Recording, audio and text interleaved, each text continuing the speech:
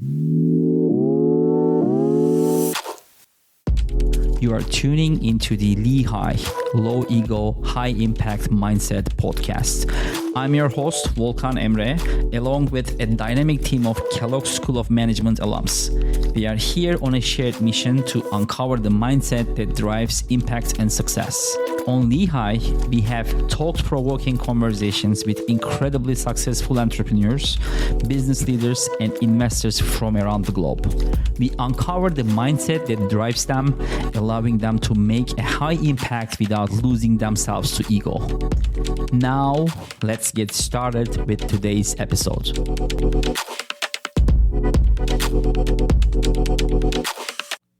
In this episode, we are hosting Sofya Asfaw, a distinguished surgeon and the Vice Chair of Quality and Patient Experience at the Digestive Disease Institute at Cleveland Clinic.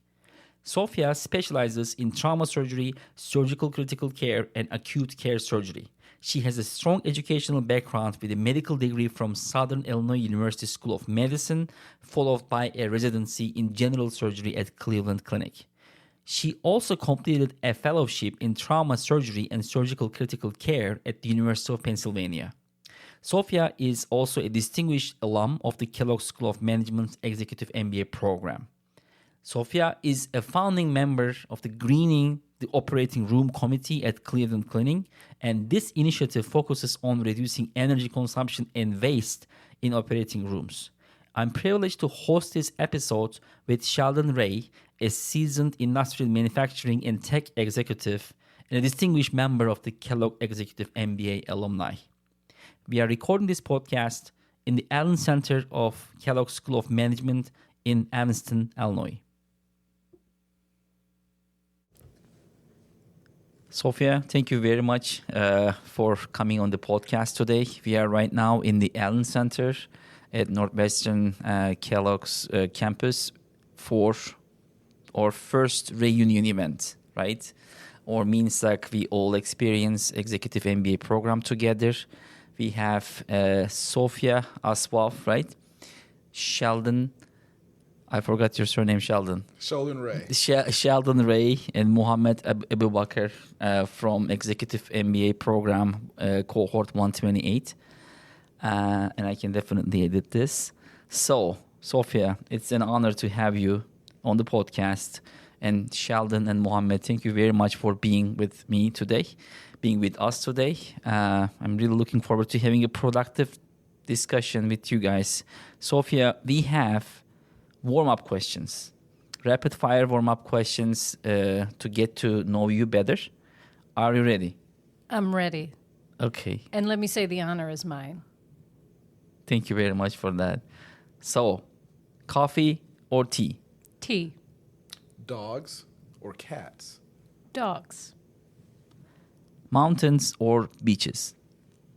I think they're both beautiful, and it depends. Yeah. I like the topography of the mountains, but I'll say an ocean, the sound of the waves, sand at your feet, tops it any day. Beaches. Beaches. About phone calls or texts? I think it depends on the circumstance. If it's an emergency, it needs to be a call. Everything else, I prefer text. Music or podcast? Sorry, Vulcan. Music. Yeah. Now, a controversial topic, PC or Mac? Not controversial at all. Mac. Okay. Sorry, PC owners. Yeah. I actually agree with you. So, yeah. And I shouldn't have said that maybe, but yeah, I agree with you. And I'm also sorry for PC users. Yep. Drive or fly? I think it depends on the distance and it depends on the circumstances too. Okay. So if flexibility affords, maybe drive, but I think it depends.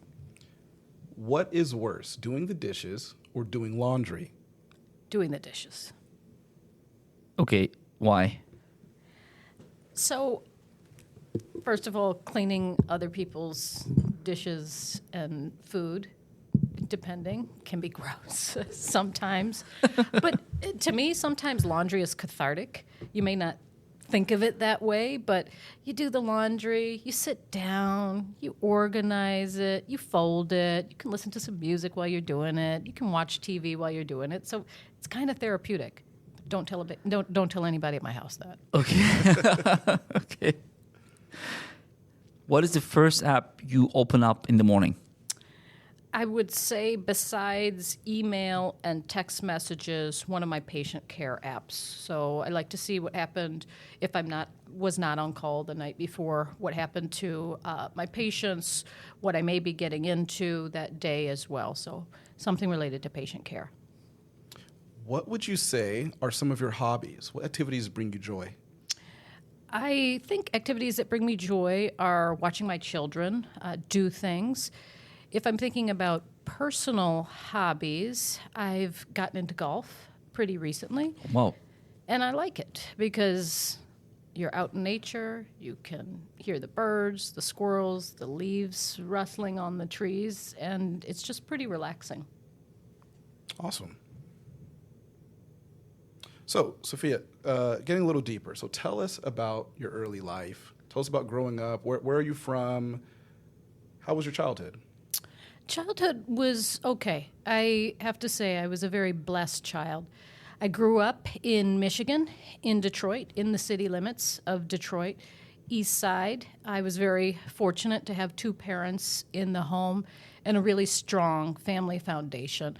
Had aunts and uncles that were present, cousins that I was brought up with, and a pillar of a grandfather who was the patriarch of the family and who had a different type of education than most people. So we were a very close-knit family, all of us. My immediate family, I have a brother and I have a big sister as well. So we were just anchored on that roots and those values of family. We had dinners, Sundays, everybody over, and I know I just keep reemphasizing this, but it's an important core value and how I live my life. So little urban girl growing up in the city of Detroit in that early part of the life. I remember things like going to my grandfather's corner store, which served a very underserved population in Detroit, and picking out food after church on Sundays, kind of going there and just kind of growing up in the Southern style of things. One thing that people might not know is that I'm a first-generation immigrant as well. Half my father came here from Ethiopia, so in early childhood, my parents really tried to blend that culture of that Southern black culture with the Ethiopian culture as well. So I had a really nice early childhood. That's awesome. Detroit. The D. Yeah. So, Sofya, can you start by giving our listeners a brief intro to your background and professional background and your journey to becoming a surgeon and a senior leader at Cleveland Clinic? Sure. You know, I think one of the foundational pieces, which I touched on just a minute ago, is family. So, growing up, my parents, I'll take it a couple steps back because it kind of develops into who I am. My grandfather grew up in the South, and my grandparents did, on my mom's side, and migrated up north. And they had odd jobs. My grandfather was a sharecropper. They grew up in a time in America where there was a lot of racism. My grandmother cleaned people's houses. And in terms of traditional book knowledge and education, they didn't have that. But they had street smarts, and they had street education. And what the values that they instilled in my mother and my aunts and uncles were to get an education. And that is something that can never be taken away from you. So even though they basically had an 8th grade level education, they instilled in their children a desire to achieve, and their grandchildren too, through me. So my mother was the first in her family to go to college. And she always wanted to be a physician, But she grew up in a time in Detroit and a time in this country that was fraught with racism, separation, and segregation. And she was told when she would try to apply to schools, as long as whoever was in charge of the school, she would never be able to realize that dream. Later on in life, she was able to realize a dream separately and did achieve a doctorate. But kind of that foundation of perseverance and the importance of education was instilled on me early. My father was an immigrant, came here from Ethiopia when he was young on a cargo ship. Actually, his ship came in very late, so he missed his docking time by a few weeks. So he was dropped, kind of in this country and left to his own devices to build things. He always wanted to go into science, into medicine as well. And he was able to get into college here, a small Mennonite school, working odd jobs, construction, janitorial services, and really built a life and a foundation. And he went to medical school. And he went to medical school in also a time where it was very challenging for people who look like us to get into medical school and to go to medical school. So I had the benefit of parents who achieved and who just instilled in us values and education.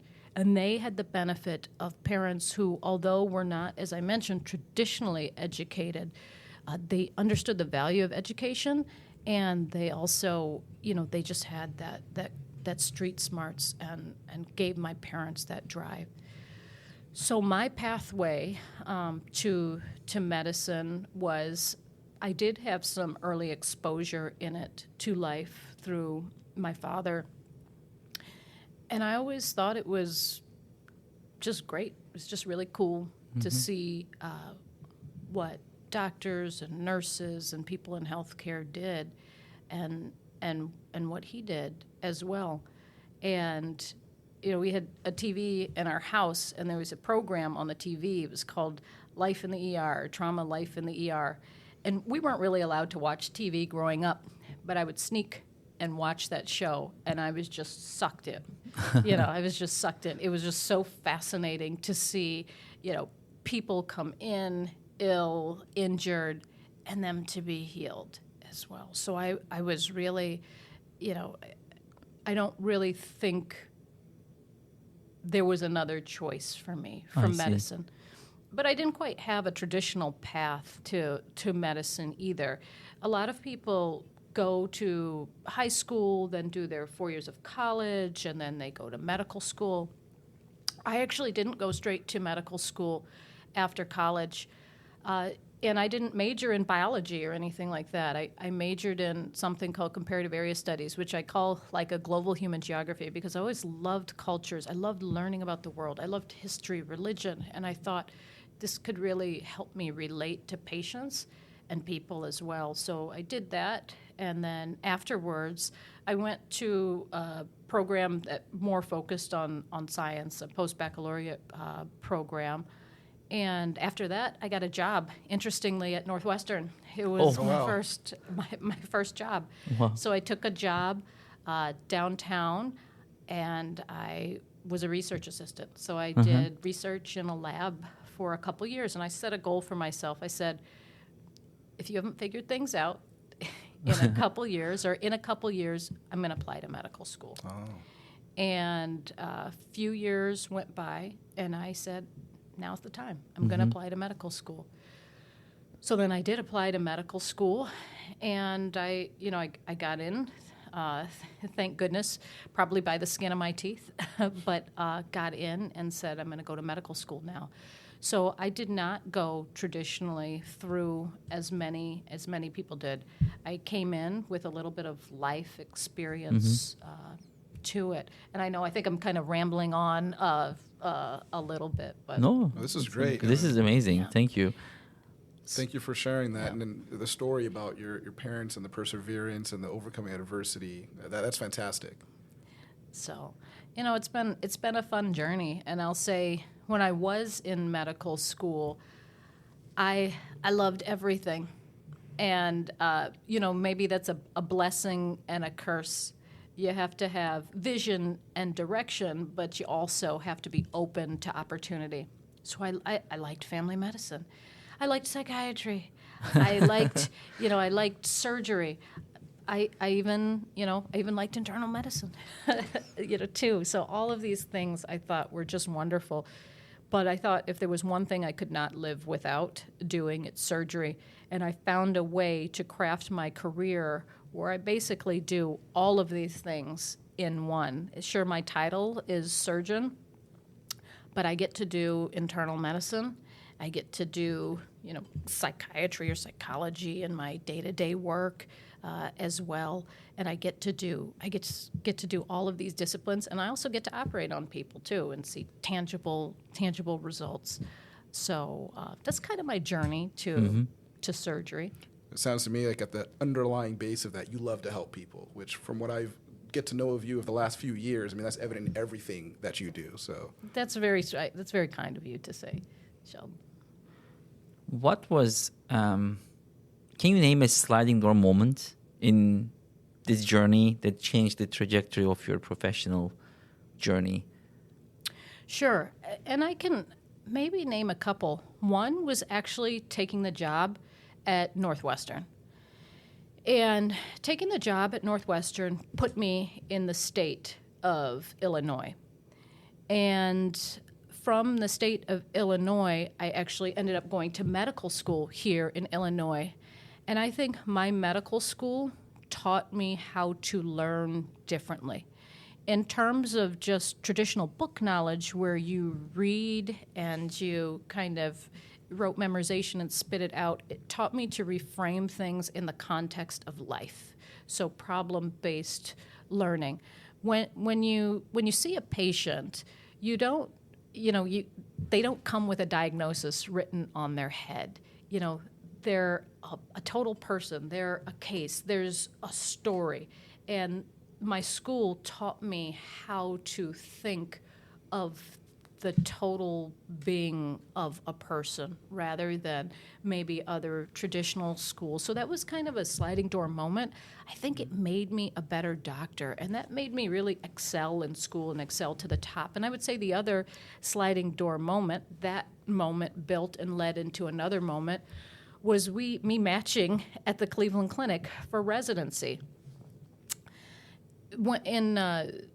In medicine, you rank different places, and you never know where you're going to go. You can't just say to a place, hey, I want to go here, when you're matching into a specialty and they want you to come. You have to make sure there's an algorithm that goes into it.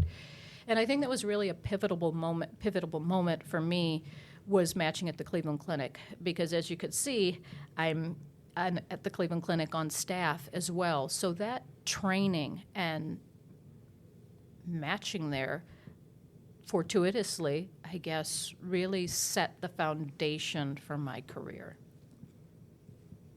Thank you for sharing. So tell us, as you progress your career to become a surgeon, what was one of the biggest challenges that you faced in that process? So I think that,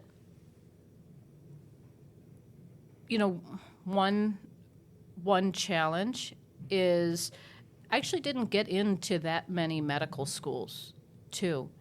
And perhaps that was because I had a lot of self-doubt, and I didn't think that I had the credentials to, get into X, Y, and Z or many, or many programs or many schools. So overcoming self-doubt and overcoming imposter syndrome, I think, is a big challenge to my progression as a surgeon. And I will say, to a certain extent, some of that still exists today. So it's really self-discovery that helps to overcome that challenge. And I'll say the other thing is, I'm a surgeon and I'm a mom. And finding that balance in life is one of the hardest things that I have done and that I continue to do. So, some of these things that were barriers or were a challenge for me to achieve and get to the point where I am now are still challenges. So. And the challenges seems to be really personal challenges, and then it seems that they are the challenges are set by almost yourself, like for yourself, right? I think you hit the nail on the head there. The challenges are, I'm not going to say they're in my mind, but they're in my mind as well. So yes, personal challenges. Mm-hmm. And as you've grown through those challenges and moved on further in your career, has there been somebody like a mentor in your life that you've used to help coach you through all of that? That's a great question. And I would say there are a few. One great mentor that I have had is my chairman. And he was my chairman, or he achieved the role of chairman during my residency. But he not only was a good mentor and is a good mentor, but has also challenged me to do more, to think about things differently, and to excel in a different way. And then I'll say another mentor I kind of self-selected, or we self-selected. This mentor is not a surgeon at all, but she is a fierce advocate and a mentor and a coach. And an outward advocate and also a silent advocate.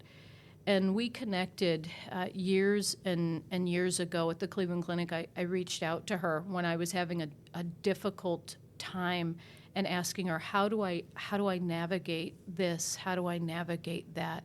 And she gave of herself quite selflessly. And in business school, we talk about our professional board of advisors, and she is certainly on my professional board of advisors to this day.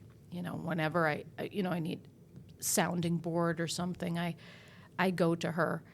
So certainly would not be where I am without those mentors, those professional mentors. I want to add another layer. When it comes to giving mentorship, do you also provide mentorship to others in your profession? Probably, let me take a step back. I think it is happening by default, like in the field of medicine. It kind of has to. But you may also run the extra mile for some individuals, like who mean for you, right? Like, and how about like that aspect? Like so far, how is it going for you? Absolutely, and I think you hit the nail on the head too. Medicine is a profession by definition that has baked in mentorship. Mm-hmm. Because we wouldn't have, and I'm speaking, in the physician sense, but this permeates healthcare and medicine. You wouldn't have that provider or that person if someone did not mentor them into that role or that role. So by definition, our profession is one in which mentorship, coaching, training, and giving back to the next generation or bringing the next generation forward is just baked in. But yes, I personally make it my mission to mentor anyone that asks or needs my mentorship. Or, I hate to self-impose mentorship, but I do as well. For those that I see that they, that we're similar, and that I could see that they are maybe mentally where I was, if I can help them achieve guidance, achieve balance in their life through mentorship, I do. So, I know that's a very vague answer, but yes, I firmly believe in mentorship, and I firmly believe in paying it forward,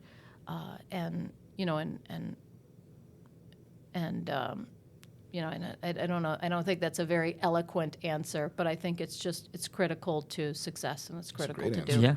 Yeah. And maybe along the lines of mentorship, I think, again, in your profession, in-person interaction between peers is possibly critical, right? And we all went through this pandemic altogether. How was the pandemic for you, and how has the pandemic altered your approach to healthcare delivery?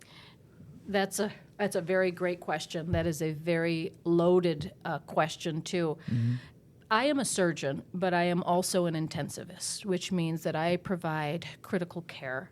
So there are some times in the month or the week where I don't do surgery at all, but I am an ICU doctor. And clinically and professionally during the pandemic, we were very busy from a critical care standpoint. So just that alone altered things. It also altered the way that we think about throughput in medicine, and it altered the way that we deliver care.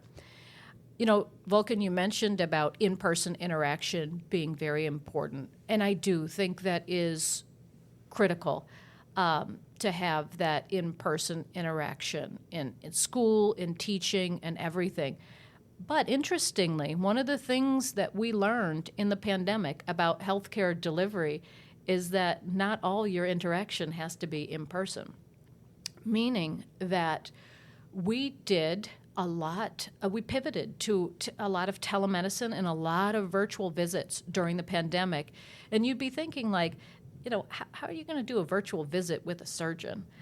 But it is very possible. We learn that certain, say, postoperative disease states or postoperative diseases can be very well managed virtually. And that not only, one, improves throughput, it improves efficiency as well. And it is, in a sense, a patient-centered approach. So, for example, and I know this isn't quite business-related, but if a patient has their appendix out and everything is routine and all goes well, then we generally see that patient back in the office to look at their wounds, look at their incisions, and we do it in person. But one of the things that we've learned is that doesn't necessarily be the case. That doesn't necessarily need to be the case. We can do that visit in a virtual fashion and save that patient time coming into the hospital. We can then see more people because we're more efficient at scheduling that patient. We don't have to change the room in between time. So I think healthcare delivery definitely changed and pivoted a little more toward a virtual model in some contexts. It's very interesting to hear, and the health field is always evolving. Now, as you look forward towards the future, what type of other changes do you anticipate seeing, and what would you like to see in terms of the healthcare field and the direction it's going? So one of the things that I think is important for healthcare to embrace, and we have done this, so to speak, but I think we're also figuring out how to do this, is that we need to really capitalize on AI and different AI programs, because I think that's really the future of healthcare, and it also is going to teach us how to have better patient outcomes in the way of quality, safety, and patient experience, and then just in general, I think it will. So I see healthcare, it will be laden with interaction with AI. The other thing that I hope that we aspire to in healthcare is to be more sustainable in our practices as well. As you all may or may not know, one of my passions in healthcare is sustainability and creating a more sustainable, a more lean world. And in healthcare, we generate about 4 to 5% of carbon emissions. And when you stack it up and look at countries, say like Brazil, Japan, healthcare as a whole generates more carbon emissions globally than certain nations. And that indirectly is not good for our patients' health. So seeing a world in which we have zero carbon emissions, or we're net zero in healthcare, and we engage in other sustainable practices is something that I hope that we aspire to, and changes that we'll make. Do you have any aspirations for entrepreneurship, possibly about what you just said? I feel having gone to business school, yes, I love the concept of entrepreneurship, and I'm absolutely not opposed to it. I would lean into it very well and very heavily. I'm learning the balance between kind of what I think is the altruistic nature of medicine and altruism too. In terms of entrepreneurship and sustainability, I have to see. I'm very passionate about it, and I don't know. I would just want to give, even without the entrepreneurship portion of it.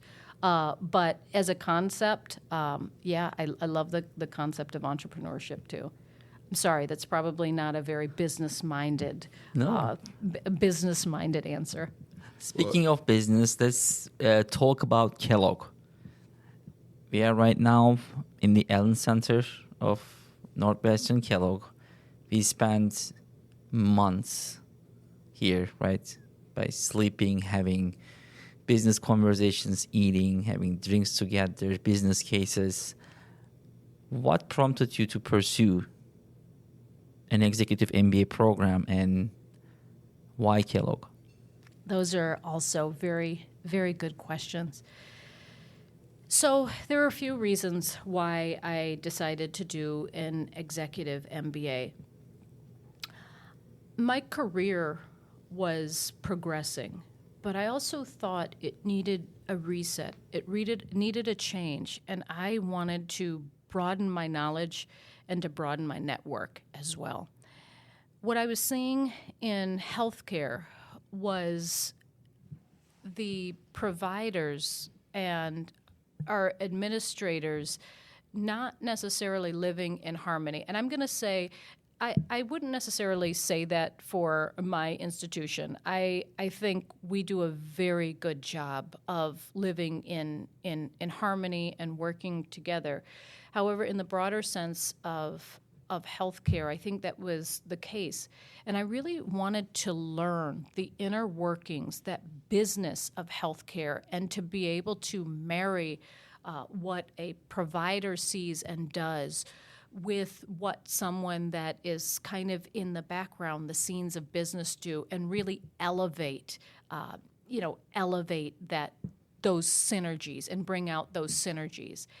And I'm really into kind of systems and large level change in healthcare as well.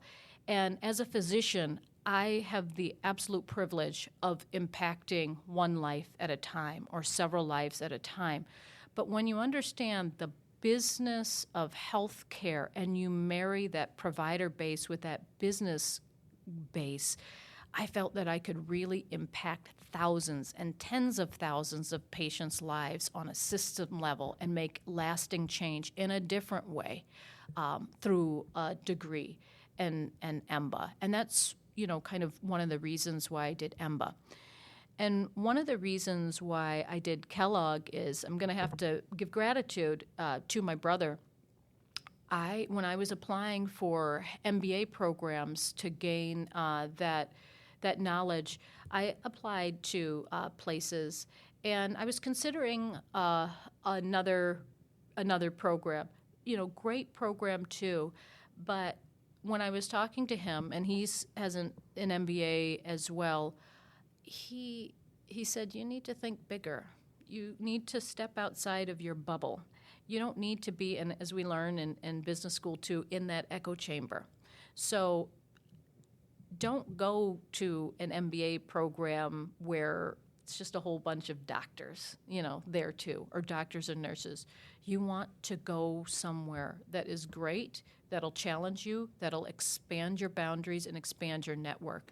And what better place to do that than Kellogg? And we've truly lived it. I mean, I'm here with some absolutely amazing individuals, Sheldon and Volkan and Mohammed too, who just challenged me beyond belief in the classroom too. So as we sit here in the Allen Center on reunion weekend, really fond memories, and it's just nostalgic. So I can't thank you all enough, and just the journey here was an incredible one, and obviously one that continues and lives on through podcasts like this. Absolutely. Plus, I also know that you have been active in terms of impacting the curriculum, like at Kellogg. Can you give us a little bit insights, like what you have been doing on the healthcare space, like within Kellogg? Well, one of the things that I did in the healthcare space in Kellogg is I participated in the deep dive program, the healthcare deep dive, which was a great experience. Sometimes, even in education, we're siloed into EMBA or full-time or evening and weekend. And I thought one of the wonderful things about the healthcare deep dive is that we integrated all of Kellogg, and we learned from different people with different life experiences that were interested in healthcare, curious about healthcare, experienced in healthcare as well. So through that way, I guess participating in the deep dive at Kellogg, which is maturing now and iterating, I think that was impactful for participating for that in Kellogg. Yeah, and that diverse perspective is, I find it to also be so critical to our professional and personal development. And a year ago, we had the pleasure of joining you on stage and walking across to get our diplomas from Kellogg. And at the time since, how has that impacted you professionally and personally? I would say just the sheer act of walking across the stage was impactful.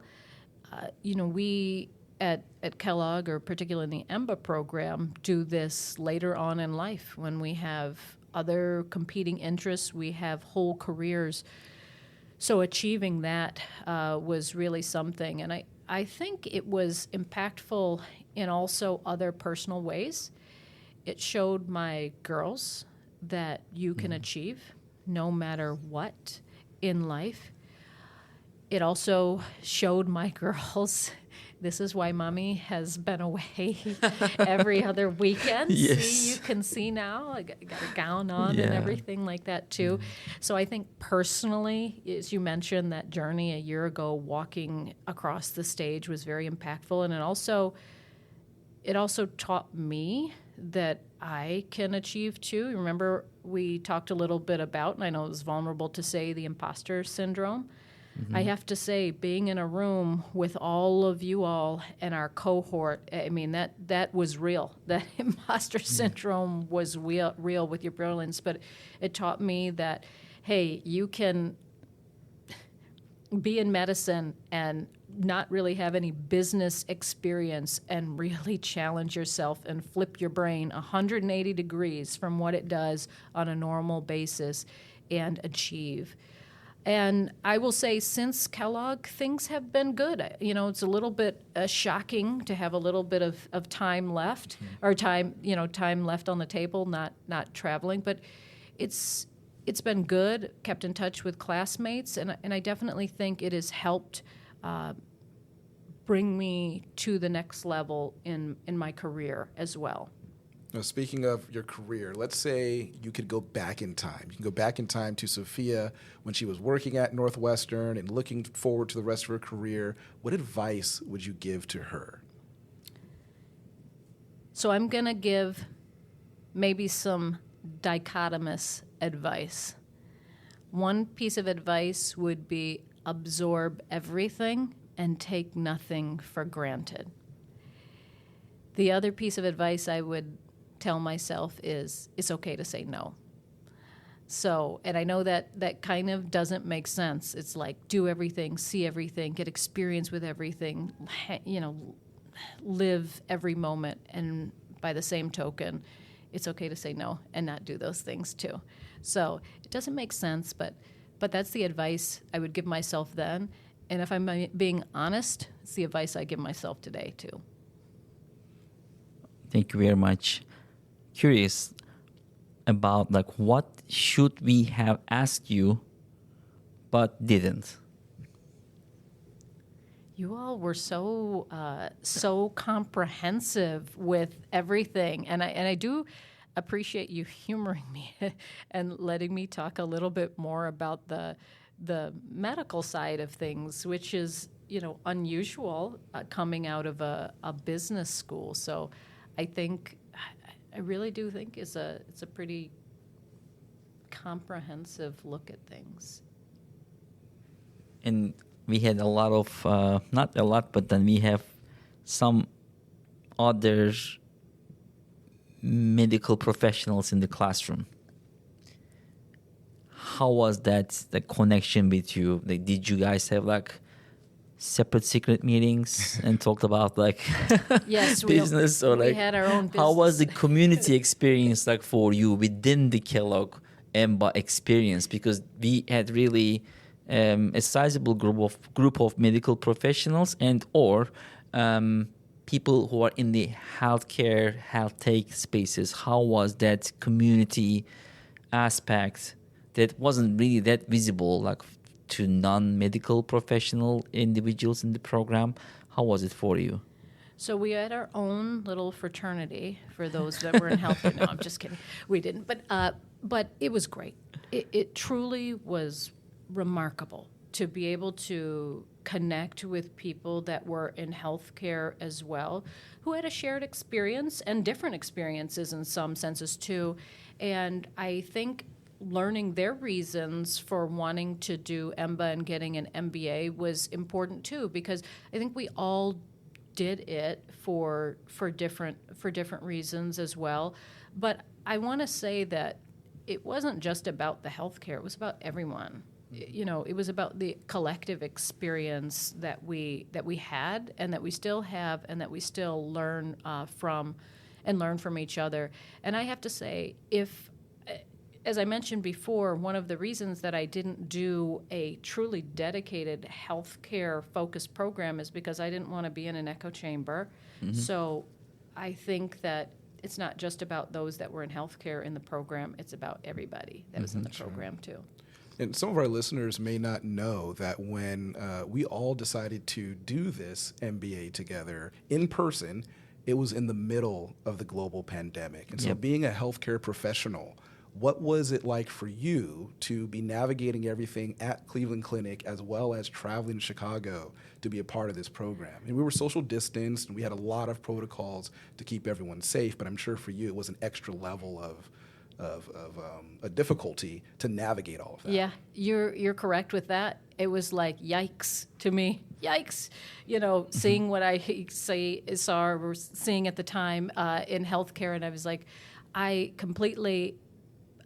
100% sold on the benefit of in-person learning, 100%. But I was a little bit skeptical about how it was going to go in the middle of a pandemic with 60-something people in a room doing things. So from a provider standpoint, I have to say I had serious doubts about how we were going to do it safely, but we did it very well. We did it very well and very well safely, and we made it out the other side, and I wouldn't have changed anything. Yeah. What advice will you give to aspiring future medical leaders or leaders in the medical industry? And I would say this maybe goes for everyone. If you don't like change, it's not the right career for you, and that's probably for anything and everyone. Just be willing to pivot, be willing to change, be constantly willing to reinvent yourself, to kind of push the boundaries and think of new things. So get comfortable with change. It's great advice. Sofya, thank you very much for being on the podcast today. Sheldon, thanks much for your contribution. It was really a wonderful episode. Thank you very much. Happy to be here. Thank you so much. Pleasure was really mine.